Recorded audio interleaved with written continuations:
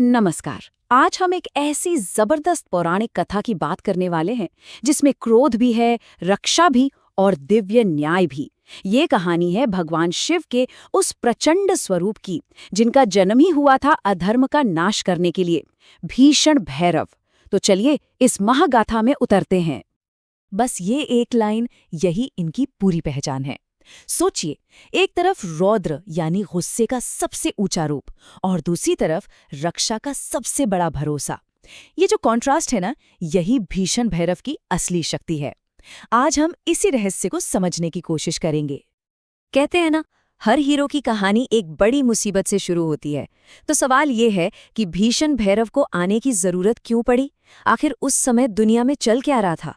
चलिए एक नजर डालते हैं उस अंधेरे दौर पर जिसने उनके आने को जरूरी बना दिया। जरा सोच कर देखिए, एक ऐसा समय जब धरती पर जुल्म अपनी सारी हदें पार कर चुका था। पाप का बोझ इतना बढ़ गया था कि लगता था जैसे पूरी मानवता दर्द से चीख रही हो। ये सिर्फ नाइंसाफी नहीं थी, ये था अधर्म। मतलब वो नैतिक बैलेंस ही टूट गया था जिस पर पूरी सृष्टि टिकी है। ये एक तरह का अस्तित्व का संकट था। और इस पूरी उथल-पुथल के पीछे कौन था? ये थीं विनाश की ताकतें, राक्षस, पिशाच, दुष्ट तांत्रिक और बड़े-बड़े दैत्य। ये सब के सब मिलकर चारों तरफ सिर्फ और सिर्फ दहशत फैला रहे थे। उनका एक ही मकसद था, हर नियम कानून को तोड़ दो और डर का राज कायम करो। और इसका असर समाज पर बहुत ही गहरा पड़ रहा था। सोचिए, ऋषि मुनि अपने यज्ञ तक नहीं कर पा रहे थे क्योंकि ये दुष्ट शक्तियां आकर सब कुछ अपवित्र कर देती थी। गांव में, बस्तियों में हर जगह डर का ऐसा माहौल था कि लोग दिन के उजाले में भी घर से निकलने में कांपते थे। जब प्रार्थनाएं और पुकारें हद से ज्यादा बढ़ गईं, तब जाकर ब्रह्मांड ने जवाब दिया। अब वक्त आ गया था एक ऐसी दिव्य शक्ति के आने का जो इस अंधेरे को चीर सके। और यहीं से कहानी शुरू होती है हमारे नायक की। जैसे ही दुनिया का बैलेंस बिगड़ने की कगार पर पहुंचा, कैलाश पर्वत पर भगवान शिव की तीसरी आंख में एक दिव्य ज्वाला भड़की। ये कोई मामूली रोशनी नहीं थी, नहीं, ये तो ब्रह्मांड का वो क्रोध था, वो न्याय की आग थी जो अब बाहर आने के लिए तैयार थी। और उसी दिव्य आग से जन्म हुआ भीषण भैरव का। शिव का ये रूप डरावना था, बेइंतहा शक्तिशाली था, और इनका मकसद सिर्फ एक था, दानवों का सर्वनाश। ये कोई आम गुस्सा नहीं था, इसे कहते हैं धर्म क्रोध। मतलब वो दिव्य गुस्सा जो तब जागता है जब अधर्म अपनी सारी हदें पार कर जाता है। उनका रूप ही ऐसा था कि देखने वाले की रूह कांप जाए। शरीर अमावस की रात जैसा काला, आंखें जैसे जलते हुए कोयले हों, और हाथों में खड्ग, त्रिशूल और पाश जैसे महाविनाशक हथियार। उनका पूरा का पूरा स्वरूप ही चीख चीख कर कह रहा था कि अब अधर्म का अंत नजदीक है। और जैसे ही वो प्रकट हुए, उनकी गरजती हुई दहाड़, जिसे रौद्रनाद कहते हैं, दसों दिशाओं में गूंज गई। और उस दहाड़ में उनका मिशन साफ था, अधर्म का अंत और धर्म की रक्षा। ये सिर्फ एक ऐलान नहीं था, ये एक कसम थी।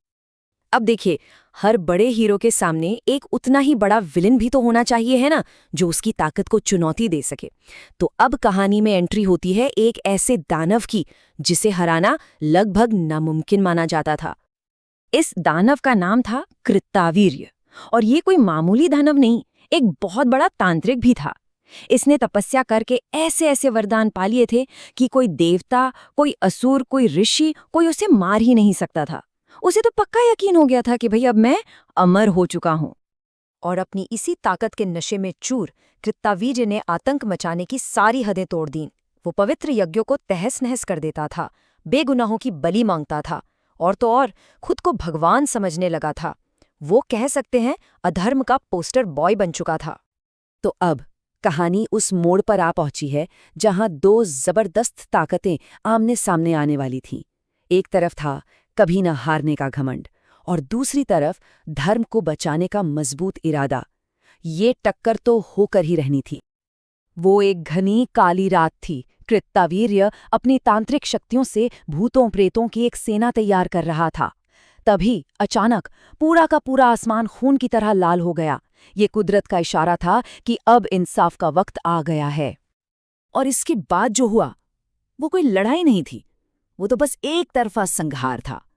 भीषण भैरव ने सिर्फ एक बार दहाड़ मारी और कृतवीर्य की पूरी भूतिया सेना पल भर में राख हो गई। वो दानव कुछ सोचता, कुछ समझ पाता, उससे पहले ही भैरव के खड्ड के एक ही झटके ने उसका काम तमाम कर दिया। बस कुछ ही पलों में सब शांत हो गया और दुनिया में फिर से अमन चैन कायम हो गया। जैसे ही कृतवीर्य खत्म हुआ, उसके साथ ही डर का वो पूरा साम्राज्य भी ढह गया। ऋषियों ने अपने रुके हुए यज्ञ फिर से शुरू कर दिए। धरती पर सुकून लौट आया, शांति लौट आई। ये अधर्म पर धर्म की एक ऐसी जीत थी जिसे हमेशा याद रखा जाएगा।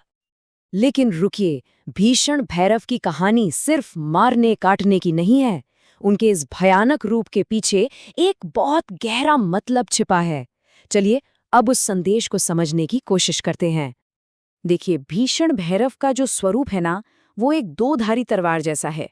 जो बुरे लोग हैं उनके लिए वो बेहद उग्र हैं, विनाशक हैं, लेकिन जो भक्त हैं उनके लिए वही स्वरूप रक्षक है, पालक है।